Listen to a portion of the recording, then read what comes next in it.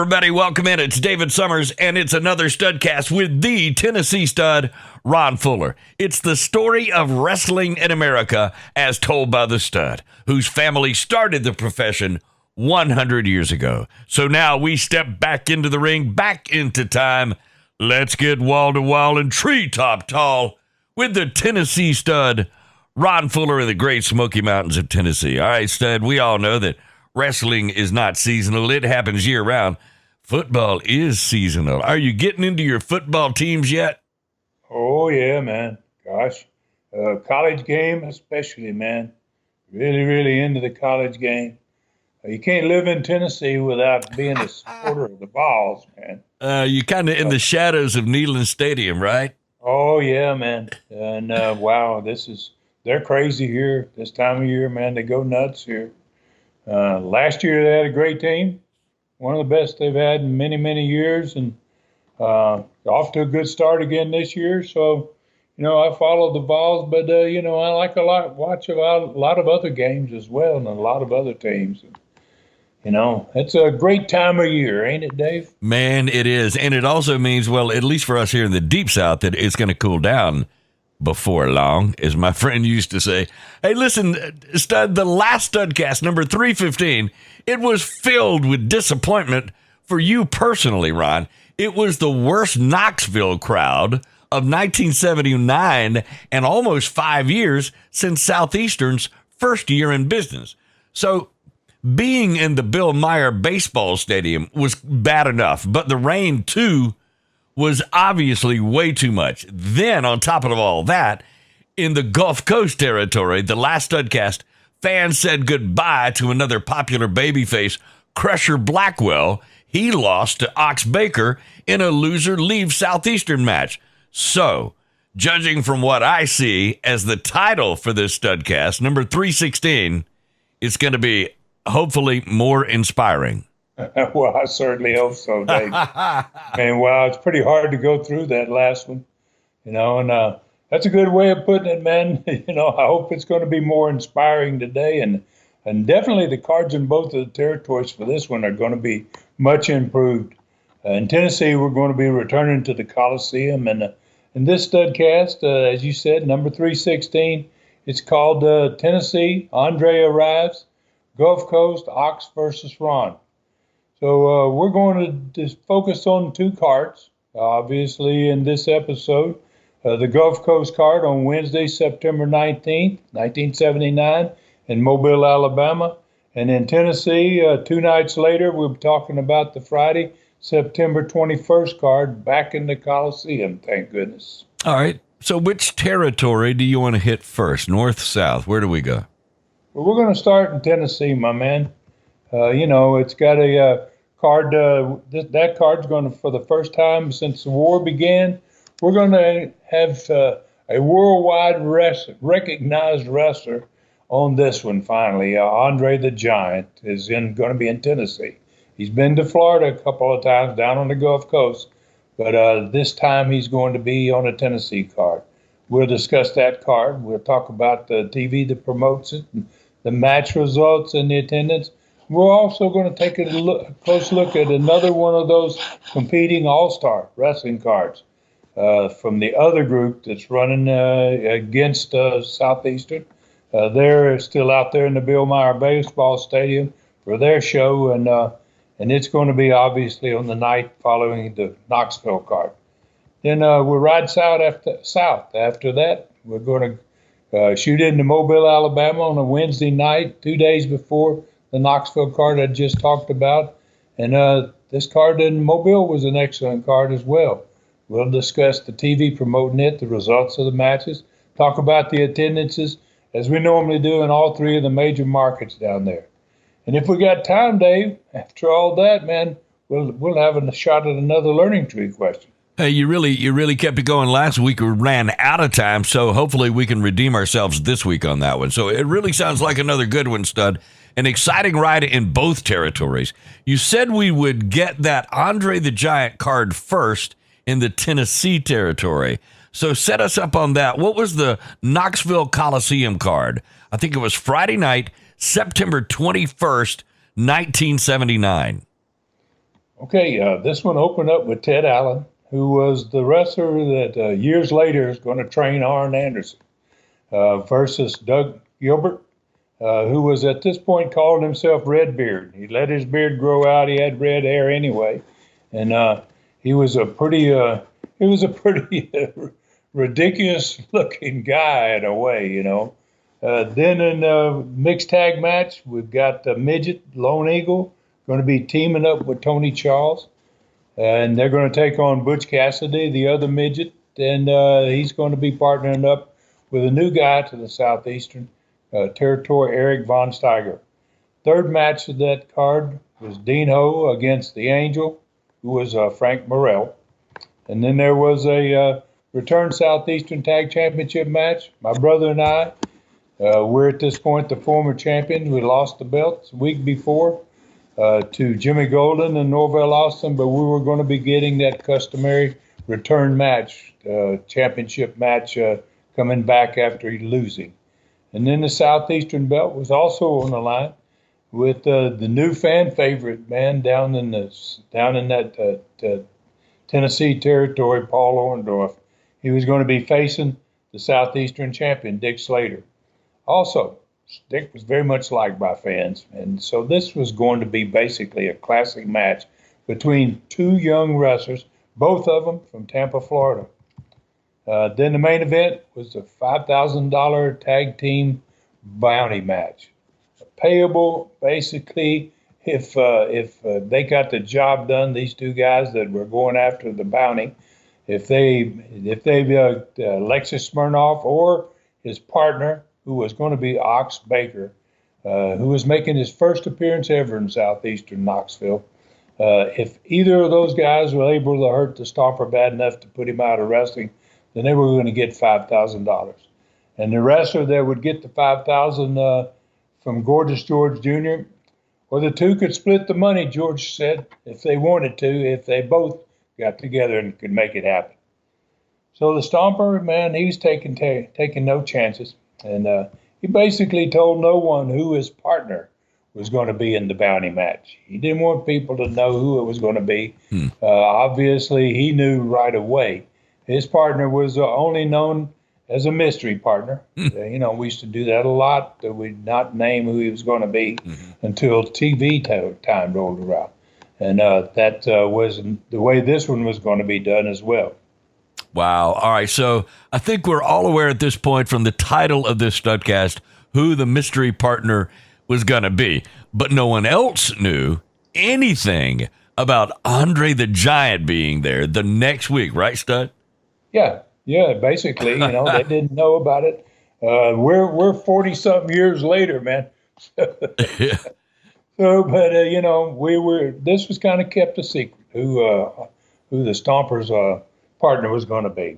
So the newspaper ad advertising the card for the next Friday night wasn't going to be in the paper for several days after this match, for actually 6 days after the match. So you know, it was pretty easy to keep it under wraps as long as we wanted to. So that's the way we're going to take care of this one. All right, so let me get it right. The next day on the TV show, 6 days before Andre's arrival, would be the first time any fan would even know about Andre. So this TV show was going to let the giant out of the bag, so to speak. So how did you, that's a big bag. So how did you set this up on TV that day, Stud? Yeah, well, that's a great line. You know, it is a pretty big bag. You put the giant in it. So the show opened up, man, with the patched up Mongolian Stomper at the set, you know, and behind them on the huge backdrop was a still shot of Stomper with his hand in the air from the night before. He was wrestling Toru Tanaka in this event, and Tanaka was laying at Stomper's feet, and you know, this is the night that we were in the Bill Meyer baseball stadium. We had the rain, just about everything that could go wrong went wrong. So Les asked the director to roll the video, and he announced that the TV audience that Stomper was being declared in that still shot, basically. Obviously, the referee's holding his hand up and laying down at his feet, Tanaka. And so was the Stomper, who was hurt himself. I mean, Tanaka they had a really bloody match. It was a nasty thing, and Stomper had a hard time leaving the ring. So on his way to get out of the ring, Gorgeous George Jr. and Alexis Smirnoff, they had been in the match preceding it. They came back to the ring. Gigi gave Smirnoff a steel chair, and they sent him after Stomper. And he caught Stomper not watching. Stomper was leaving the ring. He didn't see him coming, and he nailed him with that chair, man, over the head. And Stomper and the Russian and Gigi, boy, they started putting the boots of the Stomper. They continued their assault, man. Dick Slater finally came back to the ring. He had been in the match with Smirnoff, and they left carrying the injured Tor Tanaka. Then Slater helped, obviously, Stomper back to the dressing room. So let's ask the Stomper, at this point, if he was aware that right after this match that Gorgeous George Jr. had contacted the Southeastern Commissioner, Don Curtis, and he demanded another bounty match. He wanted another bounty match, another chance the following Friday. And this time Gigi told Don Curtis, I want to have a tag match. I want to have two opponents in the ring against Stomper. And he says, I don't care who the Stomper picks as his partner. Just give me this tag match so that I can bring in a special guy. So Stomper said, he told us Friday, he said, hey, I'm aware of all this. He goes, he said, after Don Curtis got that call from the Stomper, he called me to ask me if it was all right with me. And he said, I knew that Gorgeous George Jr. was going to select Alexis Smirnoff, and he wasn't going to take Tanaka, obviously. He said, because you see Tanaka laying there in the film, Tanaka had a hard time getting back to the dressing room, period, And he said, my guess is, Les, that we're going to be seeing the Gigi's killer last week that he showed on the personality profile, Ox Baker, as the partner to Alexis Smirnoff. So Stomper said, Les, I'll be glad to tell everybody who my partner is, right now, And then he says, in fact, you should have received an interview from him this morning via FedEx, because I contacted him. So Les said, yeah, we did get it. But he said, Archie, he called him Archie. That was his name, And he said, Archie, I was wondering if you'd allow me to personally break the news to Gorgeous George Jr. on today's personality profile of who your partner is. Okay, so TV crowd popped, man. They loved the idea, and Stomper, he roared. He started laughing. He goes, I would love to see that, Les. Heck yes. So the TV studio crowd, they popped again, and Les thanked him for joining him and said the fans would see him again today in the last match on the TV show. He was going to be wrestling in the last match. And as soon as the Stomper left the set, out popped Jimmy Golden and Norvell Austin, and they were carrying their new Southeastern belts that they had won the night before. And wow, the studio crowd wasn't too happy to see them. They just they greeted them with a bunch of boos, man. They were booing so loud, I think you could have heard them in Knoxville, downtown Knoxville, 5 miles away, man. And so they right away, naturally, Golden and Norvell, they started insulting the Mongolian Stomper who just left the set. And they told us, they said, what a loser. That Canadian is a real loser, ain't he, Les, And he says, and he's going to get hurt real bad because Gigi's going to get him, And then, Les insisted that they wanted to see the video of their title win from the night before. We want everybody to see how we beat the Fullers. Mm-hmm. So Les asked that they meant the video that showed how they stole the belts. So they didn't like that. It's like, what do you mean we stole the belts? And then they screamed, "It's just shut up and roll the tape, Les." And it was quickly obvious that they had stolen the belt, but they kept denying everything. Les was going through and said, "Yeah, look what you did here and look what you did there." And they were like, "No, you didn't. No, we didn't do that." And then finally, Jimmy said, "You've messed with this tape, Les. You've altered this tape." He goes, "We didn't do any of that." You know. So then, so they said, "Stop the tape right now." They didn't want to see any more of it. So they held their belts up over their heads. They left the set, man, and they got louder boos when they left than they had when they arrived. No surprise. All right, so who was on the first TV match? Well, Rob and I were in the first match of the show, and we won pretty much big time. You know, we had, and the fans were still backing us. You know, we weren't the champions, but they were still supporting us.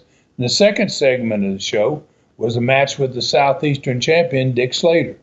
And Paul Orndorff, who was going to be wrestling Dick Slater for his championship, joined Les at the set to watch the match. He was getting a shot at the belt the following Friday night. And Slater won the match easily. And then he came to the set, which was really something that didn't normally happen. And he came with Orndorff still there. And he made a point of shaking hands with him. And he wished him luck. You know, next Friday night, you got a shot at my belt, and I wish you luck, man. You know, I'm a big fan of yours. Wow. It was like, you don't see that, but it was going to be a babyface match. So they kind of set it up for that. All right. So was it time for the personality profile after that, Ron? Yeah, man, it was. And Gorgeous George Jr., man, he had arrived at the station that day, but he got there too late to see the opening of the show. So he didn't see the Stompers opening part of the show. And so he joined Les by himself at the set to discuss this upcoming bounty tag match. And he confirmed, you know, to Les what, you know, Stomper had said earlier, but he wasn't aware of what Stomper had said or knew about it. And he said, yeah, you know, he said this tag match was my idea. And he said, I called Don Curtis to ask him about it. And he said he confirmed that his two men were going to be Alexis Smirnoff and Ox Baker, the wrestler he had told fans about last week that was known for having ended not just the careers of two wrestlers, he said, but the lives of two wrestlers. You know, wow, so it's a big statement. Mm-hmm. So Les was obviously, he wasn't comfortable with discussing wrestlers dying, right. So he changed the subject. And he allowed Gigi to play a video of Ox Baker. So Gigi had brought a video of Ox Baker. And then this video, it was like a resume of injured opponents, man. So bear in mind, East Tennessee fans had never seen Ox Baker, ever. You know, and so you could hear the video opened up with this tight shot of Ox Baker's face. And you could hear the studio crowd go, oh, they reacted right away. I mean, he was one of the most scary-looking guys in the history of the sport, basically. And then it ended with a series of wrestlers being carried from the rings all over the world. Some of them were Japanese. It was other countries as well as in America. They were all facing Ox Baker. They were being hauled out of the ring, Ox standing watching most of it. And Gorgeous George Jr., he looked as proud as a peacock, man, when the video ended. And he raised up a big handful of $100 bills and said, "Come and get it, Ox." TV studio reacted as if Ox had been live right there, man. There was pandemonium in the studio. The boos were erupting as Gigi, he got up. He was ready to leave the set. He was thinking that, hey, profile's done. I've done what I wanted to do. And Les kind of got the crowd quiet as best he could. And then he asked Gigi, he said, "Please, now wait a minute, Gigi. I'm not finished. You could sit down for me a minute. Because I got a surprise for you."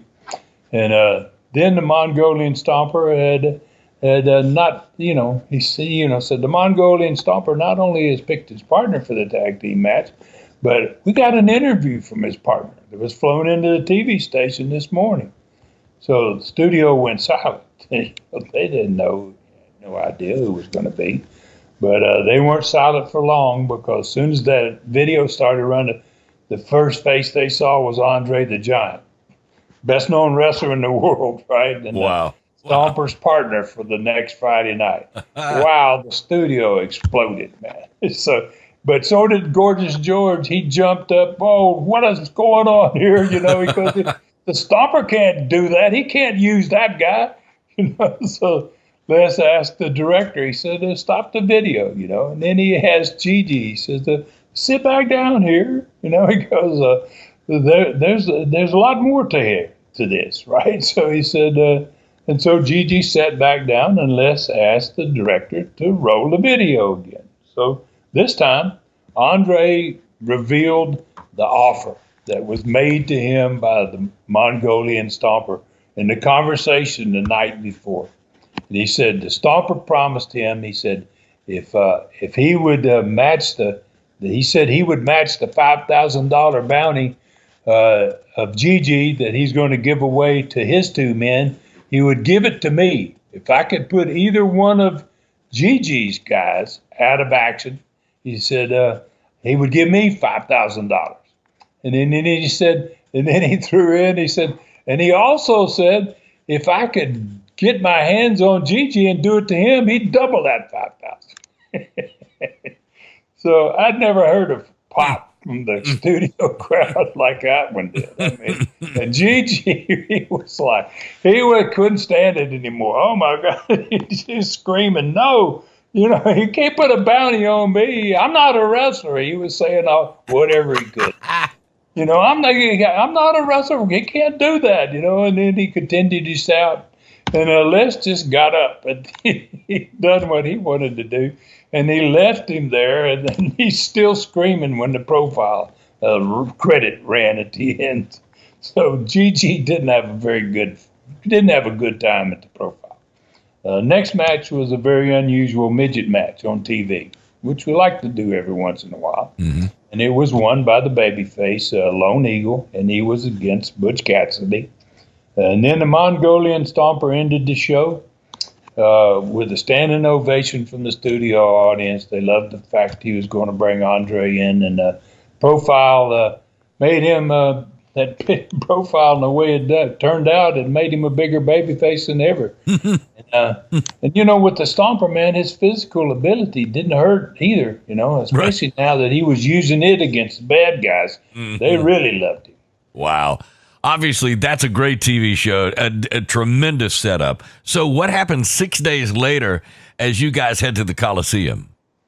Well, Redbeard got a win over Ted Allen. Tony Charles and Lone Eagle won the mixed tag match with Eric Von Steiger and Butch Cassidy. Dean Ho beat the Angel, Frank Morrell. Jimmy Golden and Norville Austin successfully defended their Southeastern belts in the return match against Rob and I.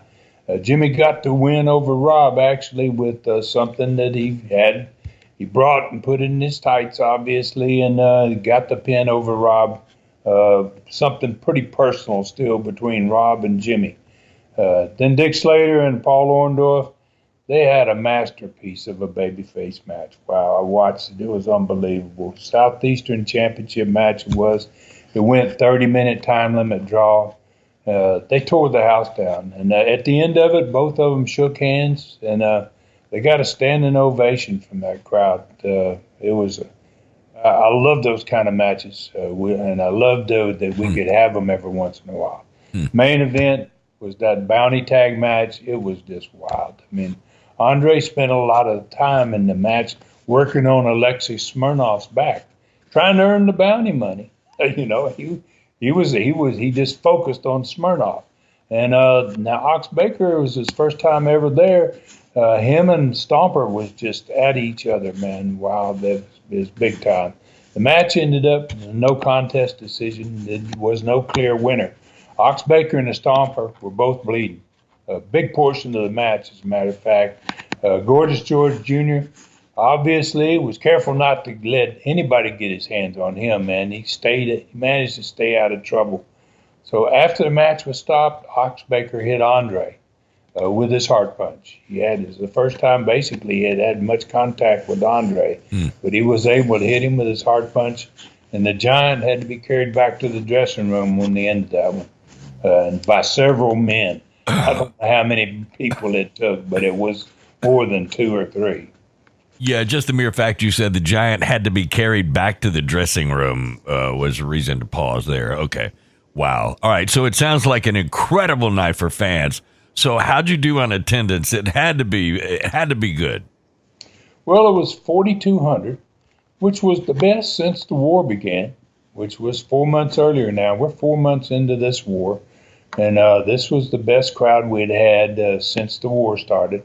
But and it was obviously dramatically up from the 2,100 in the baseball stadium in the last Studcast.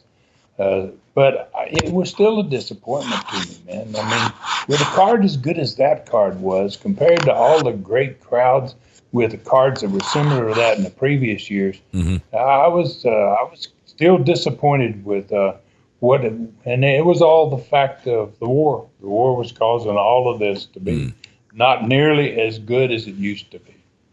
Oh, Ron, it seems like the war will just not allow you to get back anywhere near what you had been doing before the thing started. I can understand your frustration with that. So how about the card for the opposition, the All-Star Company, the next night following the Andre night? Well, they were still in the Bill Meyer Baseball Stadium. They still weren't able to get back into Chilhowie Park. And I don't think they really were going to go there to Chilhowie Park anymore, but they were in this event back in Bill Meyer Baseball Stadium.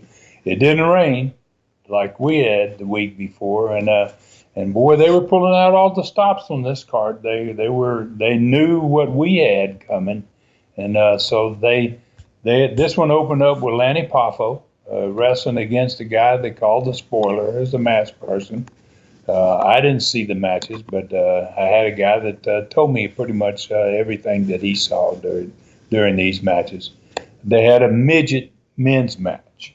I don't remember, or he didn't remember the midgets' names, but they had a midget match as well. Bob Roop wrestled Barry Orton, who was the brother of Bob Orton Jr. They had a so-called Southeastern. They called it the Southeastern Tag Title match with Gibbs and Ronnie Garvin versus the Assassin and Boris Malenko. Bob Orton Jr. faced the Macho Man, Randy Savage, and there was a 13-man pole battle royal with $1,000 to the winner, plus a wrestling bear named Ginger, same name as my grandfather's bear, was going to be wrestling fans from the crowd. All right, that's interesting. So, I mean, a midget match after you had one 2 weeks in a row, a bear wrestling fans from the crowd, and a Southeastern Tag Championship match. So, what did you think of the card? Well, man, the first thing that struck me was the fact that they advertised a Southeastern Tag Championship match.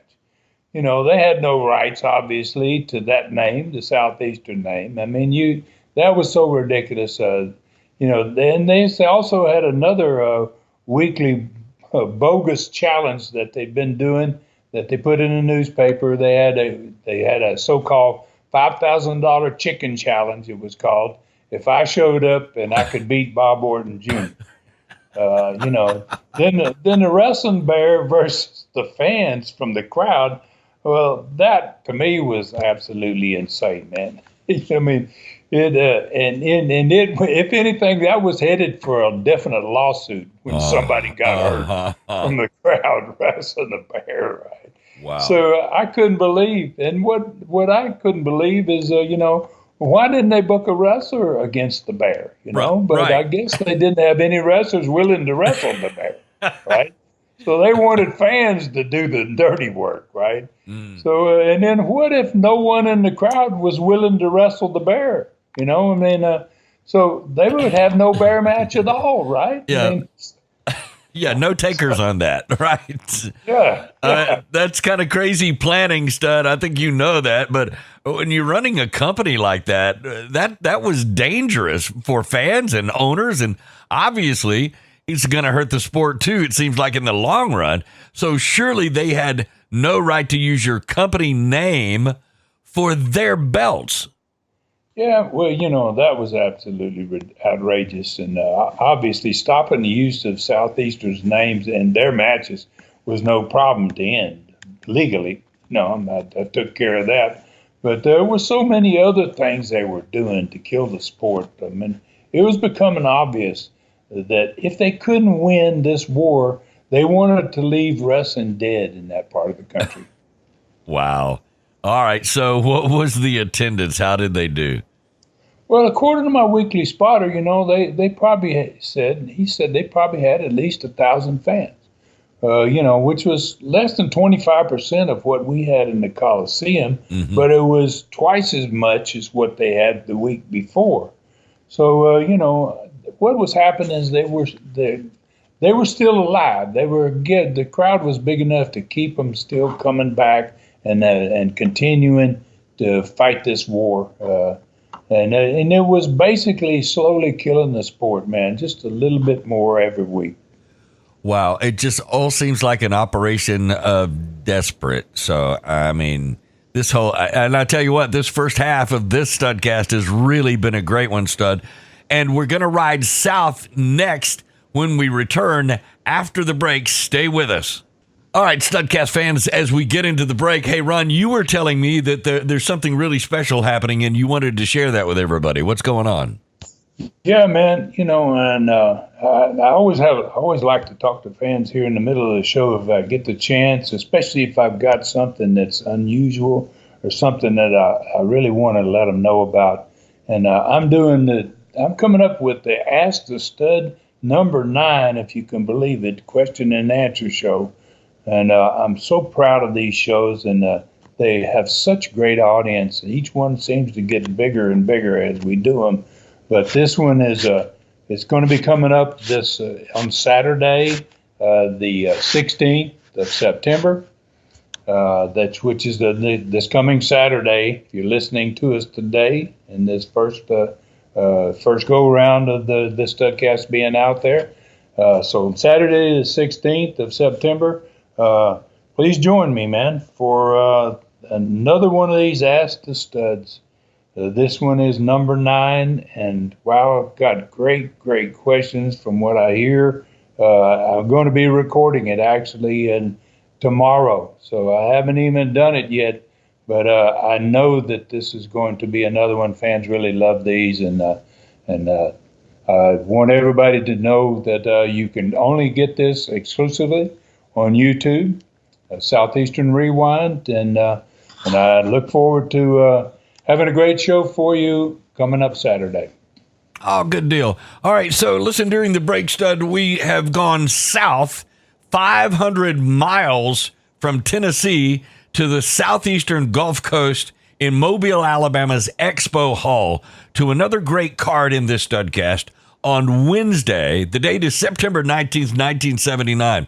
It's 2 days before the Knoxville event that we covered in the first part of this Studcast. Number 316, that's this one, 316. So I want to ask you about the big card in the Gulf Coast territory. And as we do that, I want to say happy birthday. Today is our old buddy Jerry Stubbs' birthday. So hopefully he is celebrating today and maybe listening to the Studcast as he gets a shout out, because I know you're going to be talking about him. Oh, yeah. Yeah, as a matter of fact, he's definitely in this. And happy birthday, Jerry. I got to do that myself, man. Thank you very much. And I love Jerry Stubbs. What a great, not just a great guy, but a tremendous wrestling talent. Yeah. So this card in Mobile on Wednesday night, September 19th, it opened up with the new guy, Tom McBride, wrestling against the Hunter, Rock Hunter. Then Eddie Mansfield was going to be taking on the popular Herb Calvert. Been there for quite a while at this point. The third match on this card was 2 superstars, man, from Tennessee. Both of them making their first Southeastern Gulf Coast debut. Kevin Sullivan, who had gone home for Boston for about a 3-week vacation after he lost the loser leave match against Paul Orndorff as the Korean assassin. He had lost, and he took a 3-week vacation. So Sullivan was going to be coming down south. First time he'd ever been down there. He was going to be wrestling one of the most impressive big men in the sport, the monster from the Orient, Tora Tanaka. It was his first time ever down there too. And I was going to be going up against the Hard Punch King, Ox Baker. Then there was the Southeastern tag belts on the line down there again in a return title match. The new champions, Jerry Stubbs and Mike Stallings, were going to be facing the former champs, the Assassins. Last match was a loser leaves Southeastern match with the Southeastern title at stake. Champion Austin Idol was going to be facing the Gladiator, Dick Steinborn. All right, so that's a really good card, it seems like to me. I can't wait to hear how Mobile accepted that third match with Kevin Sullivan versus Tora Tanaka.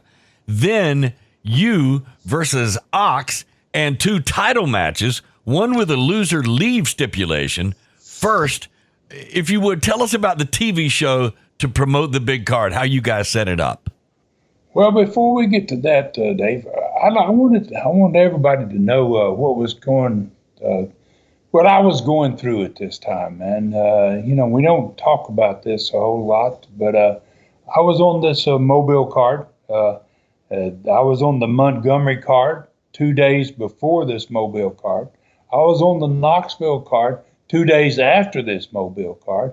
I was doing the booking for Southeastern Gulf Coast at this point, but I was unable to be down there most nights. So Louis Tillett was still my assistant booker, but I wasn't sure what his attitude was because I just fired him a couple of weeks earlier, and I gave him the opportunity to help me out. But I really needed to be down there in the Gulf Coast more than I was at this point. Obviously, got the problems up north too, but so I wanted to get a real feel for the Gulf Coast territory again. Kind of like when I was there in 1978, every night in that first year, once we opened it up down there, I spent almost that whole year of 1978 down there in the Gulf Coast. And I wasn't happy to be back on the road again because that's what I was going to happen here, But all the negative things going on in both the territories, with all that happened, it was extremely important that I got more involved because my 2-territory experiment wasn't looking so good at this point. And maybe not going to continue to work, especially with the war that was going on, basically in one up north and maybe potentially about to happen down south as well. I've been kind of thinking about, that you, at that time in your life, might be going to make some kind of decision about the future of your 2-territory system of operation, maybe. Yeah, well, and basically I'm kind of making the decision here that I'm going to be in the Gulf Coast territory every night for the 2 weeks, the next 2 weeks after this one. So I'm going to be down there and committed to seeing what's happening in the South just as much as I've been part of the North.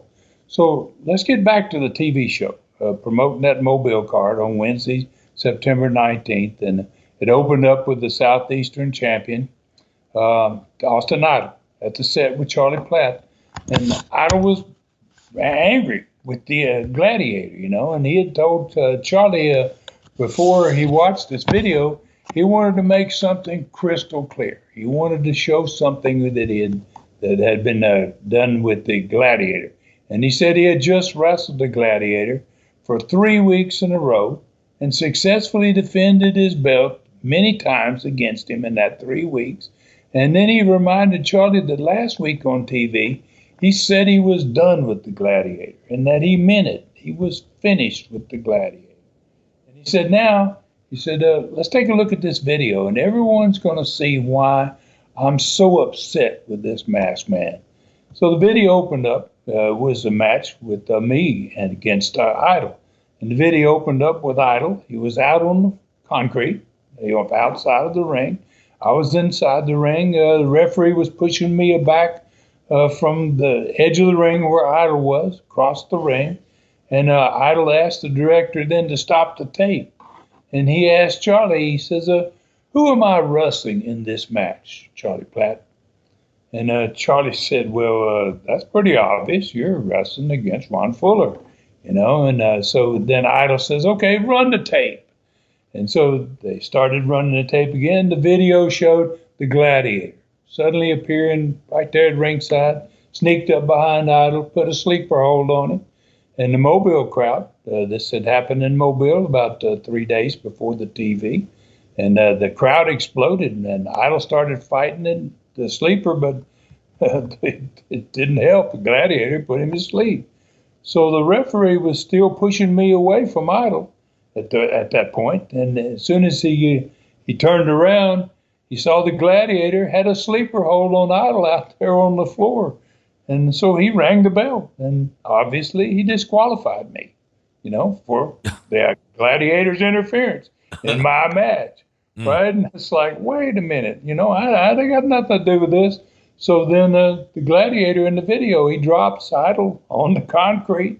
He's asleep, right? And he just turned around and went back to the dressing room. So the referee went outside. Yeah, he raised Idol's hand. He got his hand and raised his hand. But Idol was out, so when he dropped his hand, he dropped down to the concrete, and so he had left him there. The Gladiator left Idol there. So at that point, Idol picked up. Man, he was his pace of his indignation. He came in a little angry. Now he was really mad. And he yelled at Charlie. He said, "I could have died." He said, "He didn't even wake me up." He said, "He left me laying on the cold concrete, Charlie Platt." He said, "I want that man right now." He goes, "I want him in a loser leaves Southeastern match." He goes, "I'll tell you what, I'll even put up my belt in the match." So all of a sudden, just kind of like it happened in the video, the Gladiator just appeared from out of nowhere, man, right there behind him at the set. And he says, "I'll take that challenge." And the studio exploded. So they thought they were going to get into it right there. And so the Gladiator went right on up into the ring, and he was scheduled to wrestle on this TV show, but not until the last match. So, but he was ready to go, and he invited Idol to come on in. So Charlie said, told me, he said, the TV crowd in the studio, they were on fire. He said, but Idol wasn't dressed to wrestle, and he just kind of walked on back to the Hills dressing room, left the Gladiators standing up there in the ring. Wow. All right. So that's a really great TV show. How about the first match on the TV show? Well, nothing was going to basically kind of follow that little opening there, but the new Southeastern Tag Champions, Stubbs and Stallings, had just won the championship a few days earlier. They raced out into the ring. They were supposed to be in the first match. They had their belts. They were holding them up over their heads. The studio crowd, they didn't even know they were the champions, but they pretty quickly figured out that they had won the belts somewhere during the last week.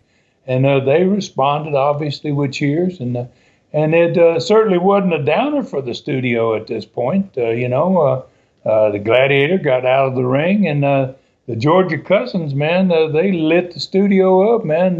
They ended up pinning both of their opponents. So in the next TV match, there was a new star in town. Young Kevin Sullivan, man, had taken Southeastern Knoxville by storm, and he had really had, man, in his time in Knoxville, he had really proven himself. And he was now down south, and he was down there, as Kevin put it, "I'm going to do it again." He said, down in the Gulf Coast. So it might have been the first time that they had ever seen him, but Charlie said fans were really impressed, and I would have thought, he said, I would have thought he was already a star if I didn't know better. All right, so how about the personality profile? Who was on that? Well, man, the evil one himself, Ox Baker, man, who had basically flown back into Dothan from the night before on the morning flight. He was wrestling in Tennessee in that tag match, the bounty match in Tennessee. So he flew back in. He was on the profile. Charlie said he could hardly get in a word, man. He said Ox took everybody on a ride down memory lane.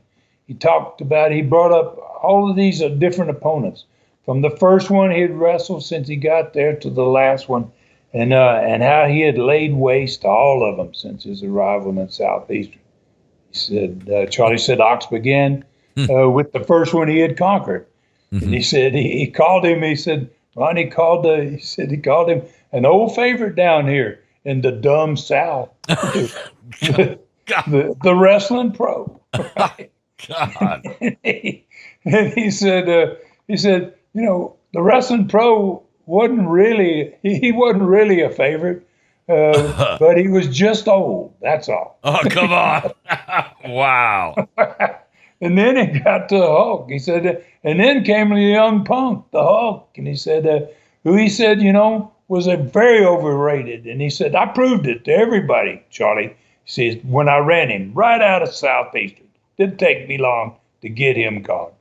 And then he said, next was Thunderbolt Patterson. He said, you know, he was just a so-called champion with a belt, he said, that no one ever heard of or wanted. And he said, I spanked him, man, and I sent him to where he came from. You know, so he's just going through all these baby faces. And then he said, Crusher Blackwell. He goes, he said, Charlie said, Ox called him a big tub of you-know-what. Right? And then he said, recently, you know, he said, not long ago, I sent him packing too, man. And then he goes, now we're going to talk about somebody last night. He goes, I was dealing with Andre the Giant, and I had humiliated Andre the Giant so many times before. But he said, last night in Tennessee, he said, you know, where the ignorant Frenchman felt his heart punch again, man, he says, that's what he called Andre, the ignorant Frenchman. He goes, I let him feel my heart punch again, man. He said, and that's the second time in 2 months, Charlie. I've already done it to him down here in Pensacola. Wow. So he was, then he kind of changed gears, and Charlie said, he asked me, he says, tell me, Charlie Platt, about my next victim, this Ron Fuller, the so-called Tennessee stud. He says, that's supposed to be such a big star in this part of the country. He said, you know, I wrestled his father, right? And he says, I heard him. You know, he said, but not nearly as bad as his partner, Ray Gunkel, in Georgia, right? So Charlie told him, you know, that I'd sent a video in today about their upcoming match, and he could see for himself what I looked like. Well, he had seen me before, but, you know, he's having a good time out there in the profile, sound like to me. So oddly enough, I spent a lot of that interview talking about my father's wrestling partner in Georgia, about the late Ray Gunkel, and how Ox Baker was probably truly responsible for Ray's death. And I said, you know, it was going to be our first match, the first time I'd wrestled Ox Baker. And I look forward to it because growing up, Ray Gunkel had been a personal friend of mine, which was true. We visited him and his wife a lot, me and my brother. And Ray was a great guy. And that Ox Baker, he might outweigh me, but he was definitely going to be looking up at me because I'm taller than he is, for darn sure. Mm-hmm. And during the match, he's going to be looking up at me. And at the end of it, he's going to be looking up at me again because I'm going to break his leg. Mm-hmm. So Charlie said, that got Ox fired up, man. He said he knew Ox said he knew the legend of the Fuller leg lock. And he promised, even though he didn't like to do it, you know, he says, I'm going to make this guy feel the heart pain, you know, when I get in the ring with him. Sounds pretty scary to me, Ryan. That's one wrestler I wouldn't want mad at me. So how about the third TV match on this show? Well, the former tag champions, the Assassins, they were in this one, and they looked very upset with their loss of the belts. They wrestled like they were very upset, Charlie said, with the loss of the belts. They'd been champions for 6 weeks straight, and they took it out on their opponents, left both those guys laying, and they got their hands raised. Wow. At the beginning of the show, you said the Gladiator was in the last TV match after all that had happened in the opening of the show with him and Austin Idol, of course. Yeah, that's correct. Charlie said the Gladiator was welcomed back to the ring by an extremely responsive studio crowd. He had been out there first, and him and Idol, he had almost tried to get Idol to have a little altercation with him. Didn't happen, but he said Austin Idol, still in his street clothes, went to the set with Charlie. As soon as the Gladiator got in the ring, Idol went back to the set with Charlie. And Idol was still very upset, Charlie said, with the Gladiator, having interrupted him earlier at the set, challenged him to wrestle him on with his clothes on, and naturally that wasn't going to happen. And he verified that between what had happened in the first of the show and now, that they had both signed to wrestle each other in a loser-leave Southeastern match, and Idol was going to put his Southeastern title at stake in that match. So Gladiator spent a whole lot of the time in the match with his eyes obviously on Idol, until he got ready to end it. And then when he did, he hooked his opponent in a sleeper hold. And as soon as he clamped down on the sleeper hold, his opponent kind of turned his back to the set. Well, obviously, Gladiator's behind him. That turned the Gladiator's back to the set. He couldn't see Idol anymore. Instead of couldn't pay attention to what was coming. And Idol just bolted into the ring, kicked the Gladiator in the back. He was wearing the cowboy boots. Kicked him in the back with a cowboy boot, and then he pulled the boot off, and he hit the Gladiator in the forehead with it, in the face, basically. And the Gladiator went down hard, and Idol went for his mask, Charlie said, but he couldn't quite get it off. And Charlie said the masked man was bleeding through the eye holes in his mask and began to try to fight back. He said Idol hit him again with the cowboy boot and ripped the front of his mask partially opened. And then the Gladiator, Charlie said, pretty much unconscious at that point. And Idol was just trying to get his mask off and stomping him. And Kevin Sullivan, it was his first TV show with Southeastern history. He was the first guy to come to the ring to help Idol. And then came Stubbs and Stallings, and not to help Idol, but obviously to help the Gladiator. Mm-hmm. Then Idol retreated to the dressing room, but he got some blood on his shirt, during the course of this altercation with the Gladiator. Mm. And so all three of those guys helped the Gladiator back to his dressing room. Wow. So this is really a wild TV show compared to most lately. After each TV match, according to the TV format, there was usually a 2-minute commercial break, then a 2-minute spot for interviews about upcoming matches. So what happened in the last 2 minutes of this interview time? Well, lately I haven't been talking about a whole lot of interviews, but Charlie said this was pretty different. So he explained everything that had happened to me about toward the end of this program. And he said Austin Idol went into a separate studio for he was going to make some remarks. The Gladiator was scheduled to join Charlie at the set. And so when the cameras rolled on Charlie's set, Kevin and Stubbs and Stallings, they were still trying to help the Gladiator get set down and try to make an interview. So obviously Charlie could see, the Gladiator wasn't ready to do any talking at this point. So he just threw it to the other studio, back to Idol, where Idol was waiting in the studio. And then he said, Idol, as always, man, when you're involved in something like that at the end of a TV show, wow, it really got you on fire, man. So he said, Idol saw the blood on the front of his shirt. You watch the monitor, right? You can see. I don't think he had noticed it. Charlie said, I don't think he had noticed he had blood on his shirt until he started in the interview. And he said he just ripped the buttons off his shirt, ripped the shirt off of his body, and he held it up to the camera. And he said, look at this little patch of blood right here, And he said, that's nothing compared to what's going to be on the Gladiator come this next week. Because, and he said, in these matches, he said, I'm going to be the Gladiator. Something, the effect, he said, the ring's going to be my Coliseum. And just like in ancient Rome, he goes, the masked man, the gladiator, and so-called gladiator, is going to be my sacrifice. And he held up the bloody shirt in front of the camera, Charlie said, and he said, I'm not only going to beat him and send him out of here, I'm going to take this shirt to the ring, and I'm going to turn this spot into a giant puddle of his blood. So then they shifted the shot back to Charlie and the gladiator to say, but the gladiator's mask was still torn all across his face. The nose part had been ripped out, and he had a towel in on one of his hands, and he was wiping blood away as he tried to talk, and he was still struggling to talk.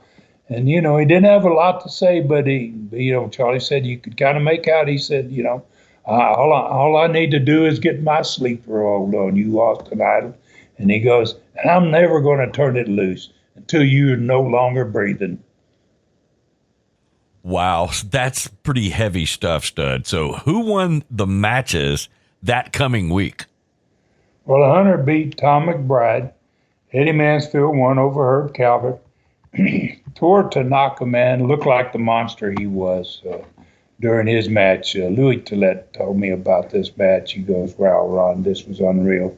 He goes, Tanaka just looked like he was destroying Kevin. And he said, in fact, at the end of the match, he pulled him up twice when he had him pinned.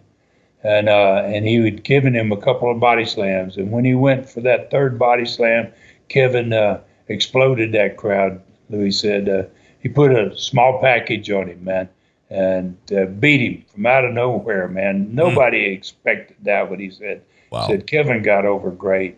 So both Ox Baker and I, we got disqualified fighting on the floor. And we would be back against each other next week. Lumberjack match with wrestlers surrounding the ring. And the Assassin regained Southeastern belts with a victory. They beat Stubbs and Stallings, got their belts back. Austin Idol, last match, managed to win over the Gladiator. In an extremely bloody match, man, where Idol retained the belt and the Gladiator was never seen again, Southeastern Gulf Coast. However, though, Idol was going to be confronted on the next TV show by another masked man known as Mr. Pensacola. Okay, wow. All right, so this wrestler couldn't have anything to do with the Gladiator, could he, Ron? All right, so, and how about the attendance in all three major markets in that week? How'd you guys do? Well, I said last week, Dave, there was a never-done-before angle coming in the Gulf Coast. I believe I said that last week, and I'll explain more in the next Studcast about that. But we're going to do something that's pretty darn unusual. I don't think was very, very done maybe ever before. And as far as the attendances, they were all up again. Montgomery went up from 2,500 to 28. Mobile went from 3,400 to 38. Dothan from 3,000 to 3,300. And so the three-city total attendance went from 8,900 the week before to 9,900. And Mobile, in fact, was only 400 fans less than Knoxville that had Andre the Giant in it. Whoa. Okay. All right. That's pretty awesome. All right. And I'm sorry to say, but we're definitely not going to have enough time for a learning tree question this week as we get ready to wind it down. This was a very strong angle in Southeastern Gulf Coast. Nothing like it had been done, if my memory is correct, after Louis Tillett became the Southeastern Gulf Coast booker back in the spring of 1979. So where do we ride next week, Stud? Well, you're right about that angle, Dave. That they hadn't been doing any type of really strong stuff. So my situation in both of the territories at this point was it required something more than usual. And so, went pretty far on that one, on that angle down in the Southeastern Gulf Coast. But in the next two Studcast after this, I'm not just going to cover Southeastern Knoxville, but my next 2 weeks in the Gulf Coast territory, I'm going to focus on what I was going to do basically with my future. I mean, I was really taking I was having to take a good look at what was happening with my companies. Next Studcast, Knoxville's going to get a very violent main event, a $5,000 bounty match with Ox Baker getting his first shot ever at a single match with the Mongolian Stomper. And there's a great card for that one, another TV show to promote it, talk about the results of the matches there and the attendance. And we even got another all-star card on the next one and the attendance for that one for them as well. So the Gulf Coast at this point, Dave, seemed like it had a little roll going. Mr. Pensacola going to make his debut, which Idol didn't going to care for very much. And that's going to be part of a very good card. The TV promoting it we'll talk about, results of the matches and the attendances in all three of those markets as well. And each week now, 1979, my major decision for my future was getting ever closer, man, to being decided. Wow. Folks, on Facebook, it's simple. You can go to Ron Fuller Welch, the Tennessee Stud, on Facebook. Like him and follow him there to become friends with a living legend. On Twitter, same thing. Find Ron on Twitter, Ron Fuller Welch. Follow him there, too. Check out Ron's fantastic website at tnstud.com. This Studcast is going to be there. This is number 316. It'll be there. And every Studcast ever done. 43 Super Studcast and Ron's Stud Store, where you can find all kinds of souvenirs, including the thrilling lion novel called Brutus. You got to get it. Get yours personally autographed while you're there. You can go to YouTube Southeastern Rewind. Go to YouTube, put Southeastern Rewind in the search bar, then subscribe and get the best in old school wrestling. If that's what you're looking for, you're going to find it here. You'll find 335 videos. You can watch videos for days. The last 93 Studcast are there, 52 stud stories, 67 short rides with the stud. Don't miss Ron's Ask the Stud number 9 question and answer show this coming Saturday, September 16th, 2023. We talked about that on the break. Any last comments, Ron?